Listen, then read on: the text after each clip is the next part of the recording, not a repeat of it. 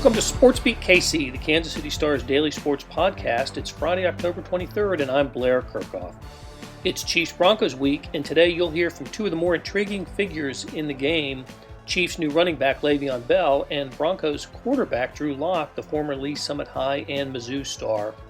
But first, a conversation about both of those players and their stories with star columnist Vahe Gregorian and beat writer Sam Mcdowell.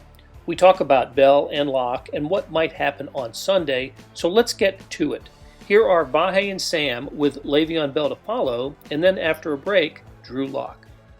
Sam Mcdowell and Vahe Gregorian are here. Hey guys, what's up? Hi Blair. Thanks for the morning magic.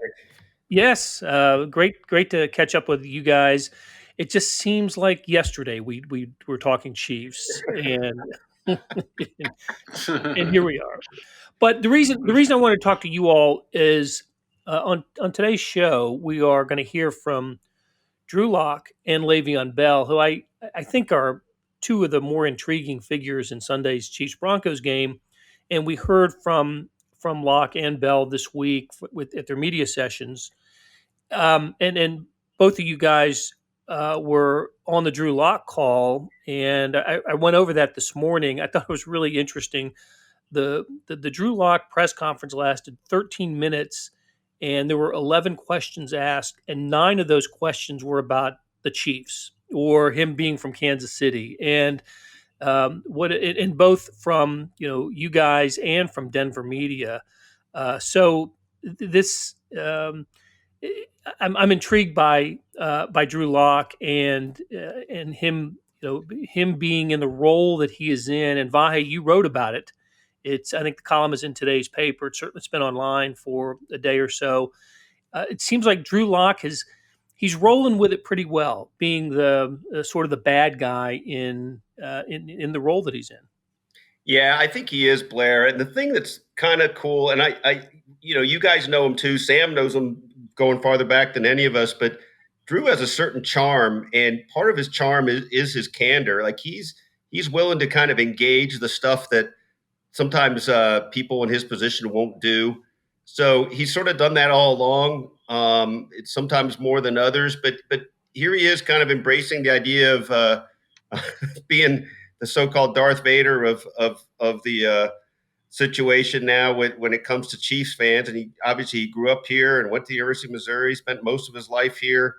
And as you've noted in one of our recent podcasts, Blair, I mean, for people of a certain age and generation, the Broncos really are the Chiefs Broncos stands alone in some ways as the rivalry, as opposed to what we grew up with more with Raiders Chiefs. And so here's Drew just walking right into the fray, set up nicely by Sam Mcdowell's first question to him, which just kind of came with that Drew Lock grin, and then he went right into it, didn't he, Sam? Yeah, I think I sort of took it as he gave us permission to do this story every year because I thought maybe because he got asked so much about it last year, and appropriately so. And we wrote about it, and I just asked him, how long is this going to be part of this game for you? The fact that you're from Kansas City. And he said, what was it, Vi, that he couldn't just erase the first 20, 21 years of his life. It's always going to be part. Yeah. It's always going to be part of him. And I do think, to your point, a lot of people would say it's just another football game because that's the way they're told to approach it. And he said, I'm not going to play any differently. But, yeah, it's not just another football game. It's the team that he grew up rooting for. Yeah, and what was interesting too, Sam, I like your point about him giving us permission. He actually kind of gave us permission before he was even really asked about it, because he was asked really about the measuring stick of this game for the Broncos. And he was talking about how it's big in Broncos country. And then he just on his own said, and if you know, I can't remember the term he used, but it's kind of big in my heart too, was roughly the point. And it was like, okay, well, great. Can't wait to ask you more about that. You never. That's a good point, because you never know how. I had planned on asking what I asked, and I'm sure you had planned on asking what you asked, both of which were related to that topic. And I thought the same thing whenever he said that too, because the Denver media got him first, even though we were on the call, and then it was opened up to us in Kansas City. And when he did say that to one of the questions from the Denver media, I did feel like he's going to work with us whenever we ask about Kansas City now. Right. Yeah. Same. He seemed eager and willing to entertain those questions that you guys and the Denver media asked him. He mentioned something too that I thought was interesting. The Chiefs will be the first team that he's faced for a second time, Yeah. and he spent some time talking about the maybe having an advantage at least in that area for him. This will be his ninth start as an NFL quarterback. He's 5-3 as a starter, and that included the Steelers game earlier this year in which he got hurt and missed the next several games. Came back and started and played the entire game against the Patriots last week. Didn't have good numbers, but they won. They went to New England and won the game. So didn't get in the end zone, kicked 6 field goals. But I mean, when you go into New England and win and beat a Bill Belichick team, that's a nice W, I think for Drew. So, but he did lose to the Chiefs at Arrowhead in a snowy game last year, and it looks like the weather's going to maybe have an impact on the game on Sunday with snow in the forecast. But it was entertaining, and I think you'll guys, our audience will enjoy listening to the Drew Lock interview and the questions that both you, Sam and Vahe, asked Drew Lock. Hey, Blair, let me chime in with one thing real quick. Just, it is interesting that they're 5-3 in games Drew has started, and otherwise, the last 2 seasons overall, I think they're 9-12. So they've had a little something different going with him. On the other hand, he hasn't been great. He's had a couple of really good games, but he's had a couple games that have been not great numbers. He was only 10-24 last week, threw a couple interceptions. Had a couple touchdown passes dropped or likely touchdown passes dropped. So he's still very much getting his footing. But I think he gives them some kind of vibe. I mean, I think he's got, Broncos players have talked about having sort of that it factor, and he can grow into his game, I think. So I think the future's bright for him, but I don't think it's assured either. Well, I know Broncos fans are hoping beyond hope that he's the guy, right? Because they have gone through their Trevor Simeons and Brock Osweilers and Case Keenums and Paxton Lynch's, and ever since Peyton Manning retired after the Super Bowl victory after the 2015 season, it's just been a revolving door of quarterbacks in Denver, and they are hoping that Drew Lock is the guy, and we'll see. I mean, there's no guarantee, and he is in a tough division, right? With the Chiefs now, and going against Patrick Mahomes. He was asked specifically about that too, about going against Patrick Mahomes for the next however many years you're a Broncos quarterback. Let's switch gears because we're gonna start with Le'Veon Bell. Before we get to Drew Lock, we'll hear from Le'Veon Bell, who what an interesting guy, and just seemed to say all the right things this week when he met with reporters from the Kansas City media. And the other thing, I just have to say this because I don't know where else this might happen in the NFL, but whenever there's Chiefs introduce a new player, everybody who asks a question welcomes him to Kansas City, and maybe it's just me that notices that, but I just can't help but notice, hey, Le'Veon, welcome to Kansas City. Now here's my question. And just down the line, everybody, it's a friendly place, right? I mean, it's that Midwest, just that Midwest friendliness, I think. I do like that, and I feel like almost to a person, it's done in an appropriate way, right? Just a nice human, polite factor, not a fawning sort of thing, and I think that's kind of neat. I do too. I do. I think it's genuine. So I guess the only thing that we want to know about Le'Veon Bell, we know what happened in New York, and he was obviously a terrific talent with the Steelers. What's going to happen on Sunday? I saw this morning on one of the sports talk shows. Over under on Le'Veon Bell was 10 touches. What do we think? Do we think Le'Veon Bell gets at least 10 touches in Sunday's game? What do you think, Sam? I think for that number, I'd probably take the under. I think he's still learning the playbook, and we've all heard about there being a difficult playbook. Except, I guess the one guy that didn't say this was a difficult playbook is in the offseason, Clyde Edwards-Helaire called it easy to learn. That's right. I remember that. So yeah. maybe the running backs don't have it so difficult. I don't know. For a rookie to say that, it kind of took us all by surprise. But I think Le'Veon Bell does get to that role. I'm just not sure he gets to it so quickly on Sunday. He's only been practicing just this week. He couldn't practice last week because he had to go through the COVID protocols. So I think Wednesday was the first time that the Chiefs coaches were even seeing him full speed. And there's definitely questions about what Le'Veon Bell has left. There's no question about this guy's resume. But based on what he did for his 17 starts in New York, you have to wonder what he's got left. And the Chiefs coaches have only been able to see that for basically the full practices are on Thursday or Wednesday and Thursday. Yeah, I agree with Sam. I'd be surprised if he gets more than 10 touches. I'm not sure why they would rush that. I understand that if they think he's got it and he's already got a grasp of the playbook and everything, that they'll maybe be inclined to push it a little bit. But I don't know that there's urgency for them to do that. Obviously, Clyde Edwards-Helaire has been pretty stout to pretty dynamic. Looked like Darrell Williams had a moment or two last week where he had a little something extra going. So I don't think they have any necessity to rush it, and I'm not sure that behooves them in the long run either. Like, just get them going, right? Prime the pump a little bit this week. I think the Jets game might be a good time for him to play more. Yeah. And Right. just to sort of bring this full circle, Blair, we talked about how Drew Lock was ready and willing for anything we asked. Le'Veon Bell was certainly not ready and willing to talk about what went wrong in New York. We asked him that in a multitude of ways. And I lastly asked him why Kansas City could be different, just to try and come up with a different way to get at that question. And he did a little bit say it's not going to be so much downhill running. They do more horizontal. They do more misdirections. They get the running backs out in space in the passing game. And I don't know whether it seemed to me, but I'm not positive that he was referring to that's not the way it was in New York.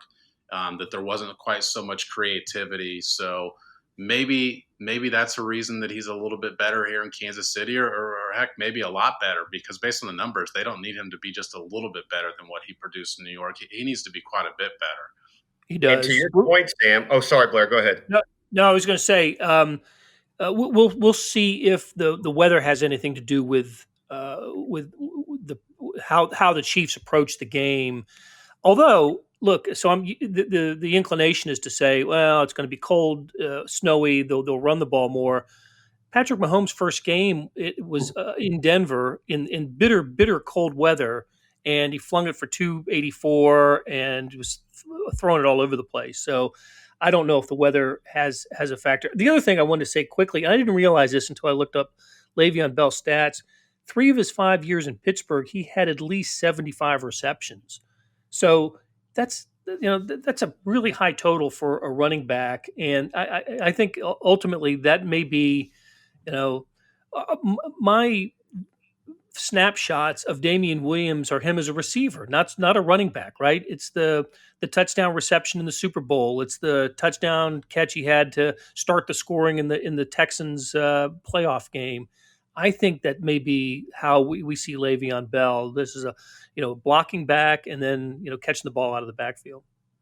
I like that point. I like that point a lot, Blair. And I think Sam Mcdowell or Sam Mellinger, I can't remember who, but somebody made that remark a little bit the other day. And the more you think about it, if you're thinking about this guy's skill set and the wear and tear factor, maybe we can see this kind of getting funneled out that way a little more than maybe met the eye at first.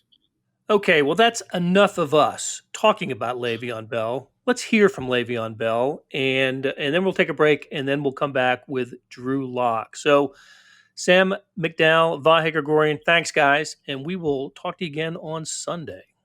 Thanks, Blair. See you then. I'm ready. I'm ready when you're ready. Beautiful. We will get started with Herbie Teope. Go ahead, Herbie. Hey, Le'Veon, welcome to Kansas City. 2 questions here for you. When you go back and look at the past 2 years, why do you think it didn't work out in New York? And then the second part to this question is, you obviously had a lot of choices during your brief free agency period. Why pick the Chiefs?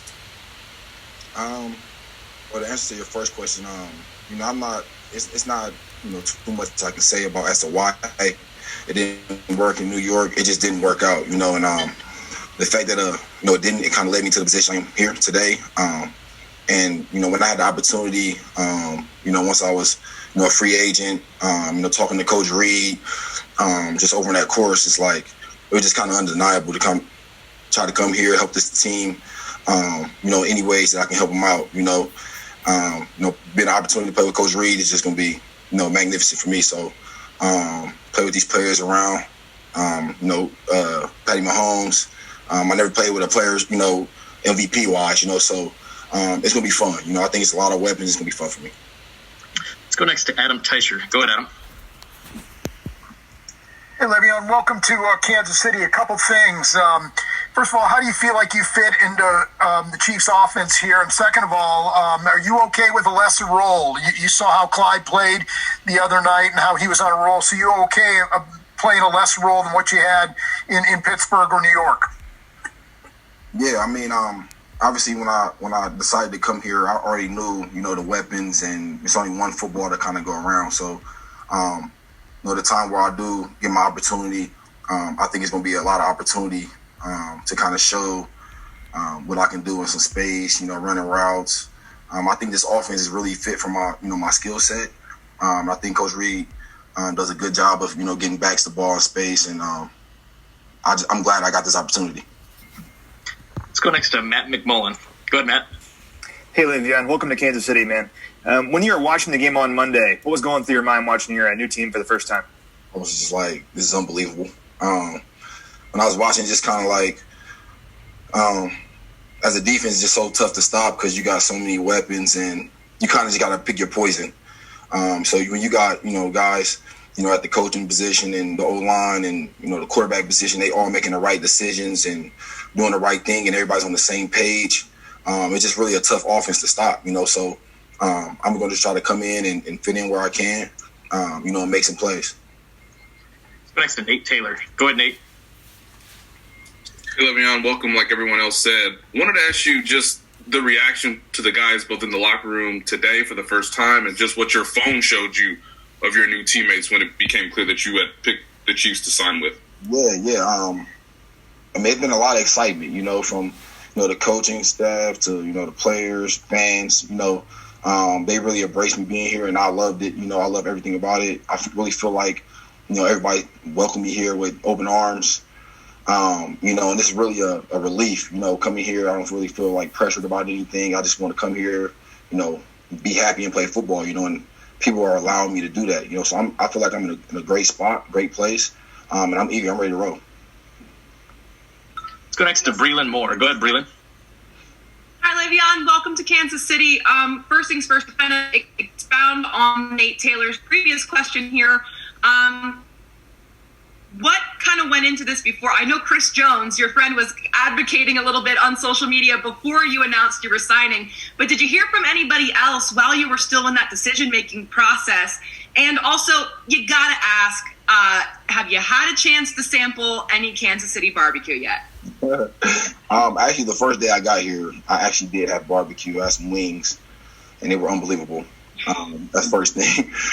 Secondly, during the process, Chris Jones was definitely like, I trained with Chris Jones over the, in the summer off season. It was just crazy. Like, when I was a free agent, 2 years ago, he was kind of advocating me to come here. It didn't happen. So when it came out the second time, he was kind of making jokes like, hey, don't make the mistake again. You might as well come on. Don't make the mistake again. And, he stayed in my ear on me about it. I'm glad he did. It ain't like he gave me much influence. I kind of wanted to come here anyway, but he definitely, was in my ear about it. And I'm glad he was. Next to Pete Sweeney. Go ahead, Pete. Hey, Le'Veon, welcome to Kansas City. I know that there were interesting endings to both the tenures in Pittsburgh and New York. How do you think and in what ways can Kansas City realign with who you feel you are as a player? Obviously just coming here and just, getting on a great team, great coaching staff, just kind of just reinvent myself. I think I've played at a high level for so long. I've had like a year, 2 years where, it's not been a high level, people kind of look at it like that.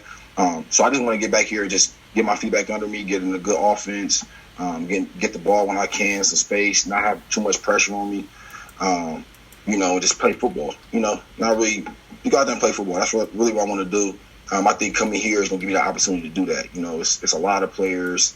I don't necessarily got to worry about, how many times I'm touching it or things like that. I think I just want to kind of fit in, and when I do get it, make plays, Let's go next to Ed Warder. Go ahead, Ed. Yeah, Le'Veon, as you change teams in the middle of a season, what are the things that are most challenging for you to learn in this offense so that you can play quickly, and what kind of role would you expect to have Sunday in Denver? I think the challenge is just really is like the terminology of, the words. So, prior teams, you kind of know what protections of names are.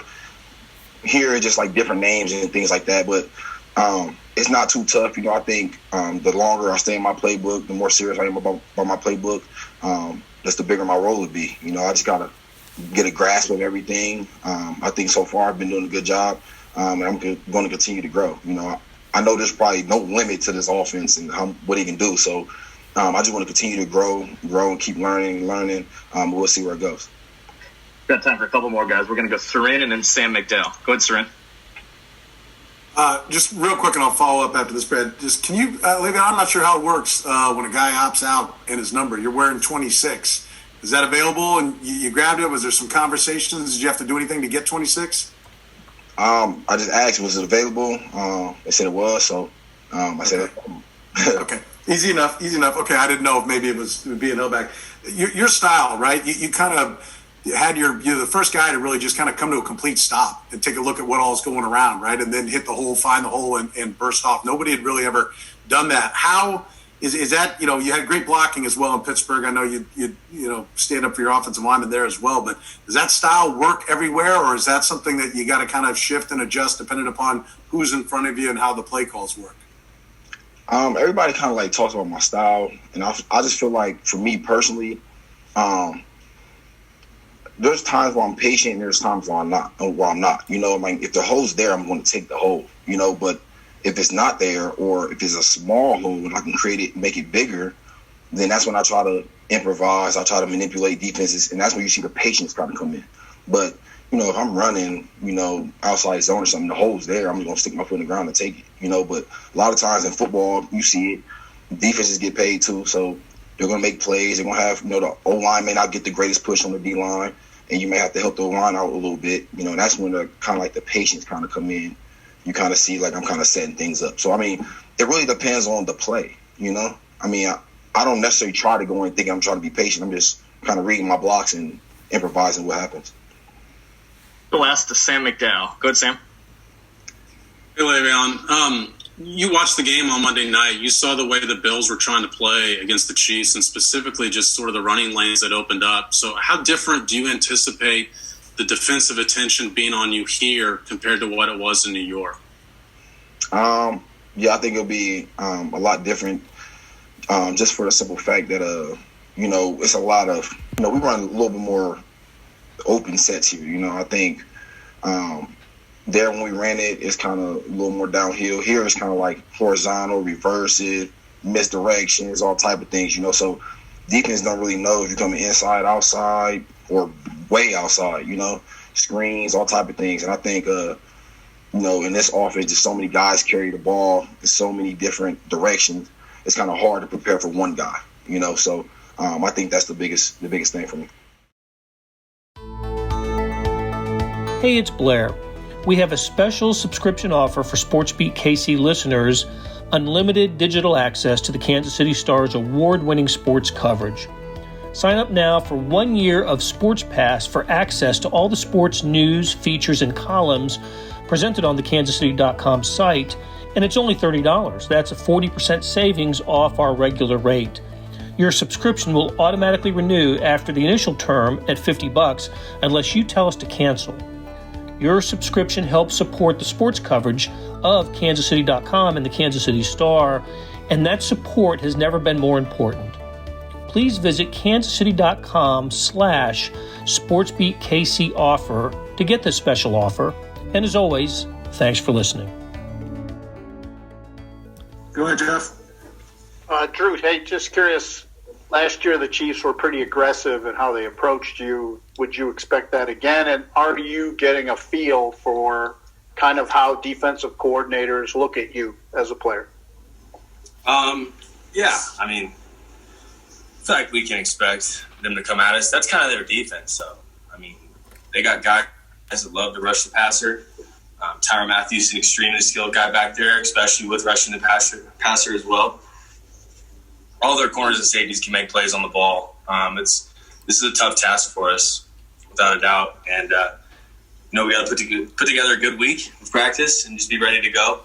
As far as how I feel D coordinators are playing us, I mean, we got a good amount of pressure last game.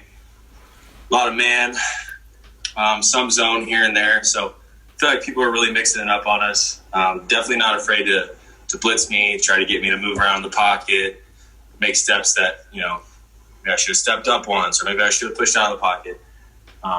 As long as I know my job and I know where to go with the football, and I am, how do I say this? I am disciplined in my footwork and going from read to read, then I feel like you can really play me however you want. As long as I know my job, I'll be confident out there. Next one, Mike, please. Drew, we might ask this twice a year for the next 10 to 15 years, but with Patrick Mahomes on the other side, do you feel pressure? You're going to have to put it up and put up the points? As a quarterback, you pretty much feel that pressure every single game to put up points. Pat has been known to put up a lot of points in that offense. So, I mean, if you want to go off stats and how many points they score a game, then technically speaking, you'd want to be a little prepared to have to put a lot of points up. But I feel like our defense is playing their butt off right now. I'm proud of the way they played last week. They kept us in that game, and there's no saying that they can't go out and play an awesome game on Sunday and do a great job. Kareem and Justin, maybe get a few guys back on the D line and just let those guys roll and come out their A game. We'll see how things turn out. Next one, Arnie Stapleton. Hey, Drew, a big point of emphasis was made this offseason on adding speed to your roster to kind of keep up with the Chiefs. What do you think a healthy Hamler would provide for your offense? And also, do you think Judy's kind of due for a big breakout? Yeah, KJ would be big. We've all been really excited to see him out on the field, and we got a little taste of that in Pittsburgh. And we're just excited for him to hopefully come back and, start helping us on the field a little bit. As far as Jerry goes, anytime Jerry Judy's on the field, you should expect a breakout day from him. That's just the type of player he is. That's the type of mentality that he brings to the field. And, that's the type of player that we all know he is on the offensive side of the ball. And anytime, any given Sunday, Jerry can come out and have a breakout day. Next one, Mark Kisler. This question is to be the best, you got to beat the best type of question. What kind of measuring stick do you think this game is, or is that overstated? Well, the measuring stick there is that it's a division game. That's big. And if you're going to look at it in the heart of Broncos country, it's even bigger. It's the Kansas City Chiefs, and if you want to look at it in my heart, it might be pretty big too. It's my hometown, and at the same time, I can't let that change the way I play. This is just a regular game. Go through my reads, try to push us down the field and score points. But no, this is just another week. This week, we're going to come out and prepare the same way, extremely hard, and be ready to go Sunday like it's any other Sunday. Guys, next we'll have Nick Kozminer, and then open it up to the entire group. Go ahead, Nick. Yeah, Drew, obviously that was your only loss last year as a starter up there. What were just some of the biggest things you learned outside of, Jeff mentioned they came and they attacked you, but what were just some of the lessons that you learned after a game like that against a team that obviously went on to do what it did? Yeah, well, I found out I can still throw the football in snow. So that was a big first one for me. Found out a lot about just who their players are on defense. It's always nice to be able to play that team. Well, this would be my first time, actually, but playing a team that you've already played to where you know those guys, you know how they move, you kind of know how they think. I've seen Frank Clark rush the passer a couple times in that game. I've seen Chris Jones rush the passer a couple times that game. It's just you know what to be aware of. You got a good idea on who you think they are. Now they could come out and throw something completely different at us. But it's comfortable feeling to know that you've played this team before and you know what to kind of expect. Next one, Ed Warder, ESPN. Yeah, Drew, obviously John Elway had a lot of faith in you as the quarterback, even though you hadn't played a lot going into the season, made a big commitment to, bolstering the offensive weaponry around you. How much do you benefit from his presence in terms of interacting with him on a somewhat regular basis? Yeah, it's been huge for me. I think it's been one of my favorite parts is being able to come in after games and talk to him, kind of hear what he had to say, what he felt I could have done better, what he thought I did good, and stuff to look forward to and do better going into the next week. Anytime you got a guy like that in your corner, it's a huge help. And when I say after the game, I mean it's immediately after the game. I come in a little late because we do the press stuff and on the field to where I come in, it's almost halfway broken down with Vic. And me and him right after that, we'll talk. Emotions are high. It's a very real moment for both of us. And it's been nice to kind of have that feedback and talk right after the game. Next one, Sam McDowell, KC Star. Hey, what's up, Drew? Hey. You mentioned being your hometown. At what point do you feel like, that won't be part of your mind when you play these guys? Or do you think that's always going to be at least a little bit of piece of you when you play the Chiefs? Yeah, it's hard to forget 21, 22 years of your life, especially when I'm only 23 now. It's my first full year out of Kansas City. They'll always, everyone remembers their hometown. So there'll always be that feeling of, my parents are actually leaving Kansas City to come see the game type deal. It's nothing that makes you play different. It's nothing that, I'm so amped up this game this week. Here we go. Like, that's not how it works. You should be amped up for every single game every week. But it is cool. I'll say that. It is cool to be able to, kind of put the Darth Vader mask on and, steer away from Jedi and come to the dark side, so to say, over here in Denver. It's kind of like playing that guy. Hopefully I can be that guy and get a win this Sunday and start the rivalry a little bit. Next one, Troy Ryan. Yeah, Drew, good to see you, my man. You guys, is the locker room aware of the history of the 9 straight losses and you want to be the villain? How much does it help you, how much confidence Shermer showed in you? We can always see kind of what a OC believes in a quarterback by the play calling. They had no fear of going deep a lot. So how much does that kind of help you when you return to the lineup? And are guys aware of that it's been since Manning that you've beaten the Chiefs? Oh, without a doubt. It's apparent. It's been said. Shoot, I probably had it told to me 3 or 4 times today, and we don't even get to be around each other. We're doing all the virtual stuff. You hear it through virtual meetings, and it's being said. Be nice to maybe snap that streak, but yeah, it's definitely. I will say it's definitely a known thing, and we're excited about giving that opportunity to be able to stop that. And what was the second part of the question, Troy? When you were so many deep strikes in that game plan. How much did that give you confidence? Because how we see a game called kind of is a reflection of the confidence he has in you. Does that? Yeah, it's been nice. Like I said, I think after the game, a lot of coaches, ask you how you want to get back in this game. I've been out for a little bit and dialed up a 9 ball outside, a little alert outside, and that was it. That was gonna be the first ball I threw, and that in itself really speaks to me about how much Coach Shermer knows who I am as a player. A little check down is not going to make me feel warmed up and ready to go, but rearing one back and letting it fly kind of lets me feel kind of in the game a little bit. Guys, time for two more. Next one by Hager Goy and KC Star. Hey, Drew. Good to see you. Yeah, along the lines of what Sam Mcdowell was asking you, what do you think you got out of that game last year? I know you're saying now that you won't play differently, but I'm sure there was a little hurdle there. And then I have one follow-up after that, if you don't mind. Yeah, that's fine. It's definitely nice to have the first one out of the way, especially in Kansas City. I can go back there for the second game, and we've already done it. We've already felt it. So I wouldn't say there was a hurdle with it, but there's definitely some extra thought about it. I mean, you're going home.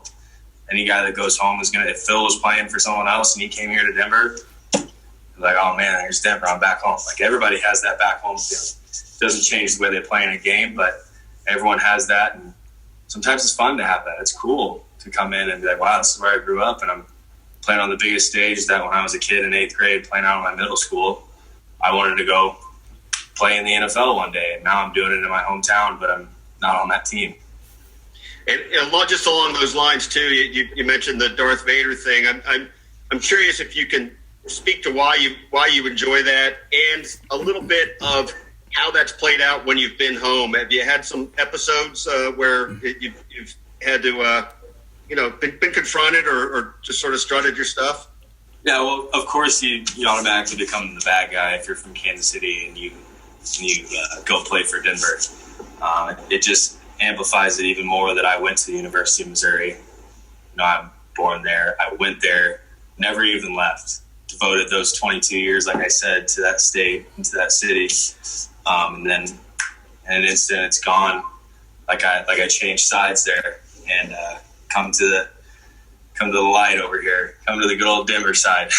It's fun. It's fun, especially just I've always been the good guy. Everyone back in Kansas City, that's you're a true son if you go to Missouri and be from Missouri, and that's just the vibe that I got everywhere. I was in Lee Summit. Everyone knew who we were as the Missouri kid, and now it's like, oh, he used to be that guy, but now he's a Denver Bronco. My family gets it. My cousins get it. It's one of those things. It's like, do I put my Bronco shirt on today to go walk around Kansas City? Without a doubt, I do. I'm going to put it on and be prideful for what it is. Final one here. Drew, Andy Reid said today that you played big. What does it mean to hear him compliment you like that? And then do you agree with that notion that you tend to maybe play bigger than you practice or kind of turn it on in those big moments? Yeah. Any compliment from Andy Reid is one that you can take to the grave and be proud of. That's for sure. My dad has always spoke highly of him from back in his days of playing. He's well respected in Kansas City everywhere you go, and well respected in the NFL. He put together a great team last year that won the Super Bowl. So, like I said, any compliment from him is great. But I kind of, it takes a lot of focus in practice. The lights aren't on. You're not scoring touchdowns necessarily, but everything you do in practice will come into the light on Sunday. And I feel like we practice hard enough. We try to be disciplined enough in practice to where we can come out and try to make those big plays. We've seen the looks. We know our plays. We know our scripts. We know everything to be able to go out there and play big, take the shots when they're there. Because we're confident in the plays that we're getting called, and we're confident in the guys around us to be able to go out there and try to make those big plays. That'll do it for today and this week on SportsBeat KC. Thanks to our production staff of Derek Donovan, Randy Mason, Beth Welsh, Jeff Rosen, Chris Fickett, and Savannah Smith. Hey, we've got another deal for you, especially for those who want a deep dive into the Stars' terrific Chiefs coverage. For a limited time, you can subscribe to Sports Pass for 99 cents a month. That's right, 99 pennies a month. After 3 months, it auto-renews at $5.99 a month unless you cancel. How do you get this deal? Go to kansascity.com/sportspass2020. That's kansascity.com/sportspass2020. You want more than just sports coverage? I know I do. Check out the entire Kansas City Star product. Sports news, features, commentary, and analysis, the whole thing. You get all the stories written by my talented colleagues, plus additional news, sports, and business coverage with the e-edition. The details for all of these deals can be found at account.kansascity.com/subscribe. And if you're having trouble hunting down any of these offers, send me an email, bkirkhoff@kcstar.com, and I'll get you to the right place. Whether it's the Sports Pass or the full subscription, you're getting and supporting the best sports and news coverage in Kansas City and helping us produce programs like SportsBeat KC. Thanks for listening, and we'll be back on Monday with a breakdown of the Chiefs-Broncos game.